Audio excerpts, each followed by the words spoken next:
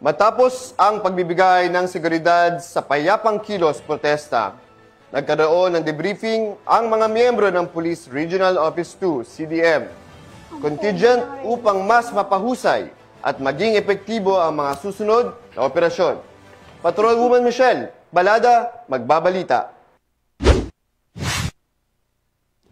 Matagumpay na naisagawa ng Police Regional Office 2 Civil Disturbance Management Contingent ang kanilang itinalagang tungkulin nito lamang 18 ng Nobyembre taong kasalukuyan bilang bahagi ng kanilang operasyon at seguridad sa rehiyon.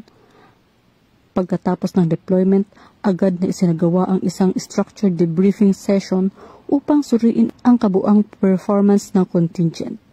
Tinalakay sa nasabing debriefing ang mga obserbasyon, operational feedback at iba pang rekomendasyon upang higit pang mapahusay ang kanilang kahandaan at pagganap sa susunod na mga operasyon. Kasunod nito, sinimulan rin ang cleaning at restoration ng kanilang billeting premises upang matiyak ang kalinisan, kaayusan at maayos na kondisyon ng lugar na kanilang tinutuluyan.